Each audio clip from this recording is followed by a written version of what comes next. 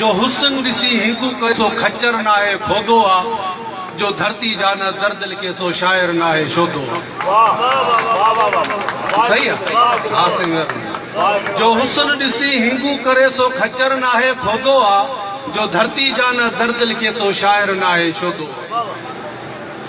तो हक ते भी कौन लिखियो, तो नाहक ते भी कौन लिखियो, तो जालिम ते भी कौन लिखियो, तो जुल्म ते भी कौन लिखियो, तो मुजरिम ते भी कौन लिखियो, तो मुजरिम ते भी कौन लिखियो, तो जाहिर ते भी कौन लिखियो, तो बातिल ते भी कौन लिखियो, तो हाकिम ते भी कौन लिखियो, तो आदिल ते भी कौन लिखियो, तो इरशाद अली राजाणी जे कातिल ते भी कौन लिखियो।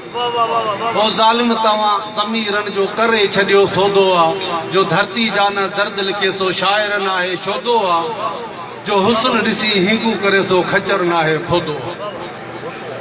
न गूंगो ही न बोड़ो ही न अखियुनि खां तूं अंधो ही, सभु कुझु ॾिसी पतो मुआशिरे में छा पियो थिए। न गूंगो ही न बोड़ो ही न अखियुनि खां तूं अंधो ही, न पुछी थो न पुछी थो न लुछी थो तूं कहिड़े कम जो बंदो ही। मां शाइर अदीब लेखक आहीं, हाम वॼी तूं हणंदो ही, तूं कालम ऐं मकालनि में सूर सिंध जा कहिड़ा लिखंदो ही।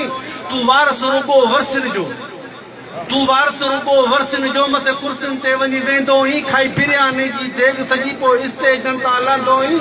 कयो कम चने सरवारा था, खाली नालो तव्हांजो दोदो आ, जो धरती जा न दर्द लिखे तो शायर शोदो। मां मञा थो सो भेरा असां खां भाऊ भलो तूं शायर, असांखे वज़न भर कोन्हे। मां मञा थो सो भेरा असां खां भाऊ भलो तूं शाइरी, छो धरती जा न दर्द लिखी तूं लिखण में भी माहिरी।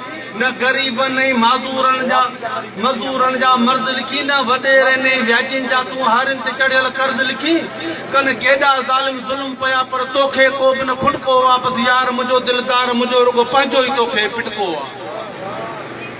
बसि यार मुंहिंजो दिलदार मुंहिंजो रुगो पंहिंजो ई तोखे पिटको आ, जो माशूकनि खे दाबा ॾे सो आशिक़ ना आहे थोको आ, जो धरती जा न दर्द लिखे सो शायर ना आहे शोदो आ, जो हुस्न ॾिसी हिंगू करे सो खच्चर ना आहे खोदो आ।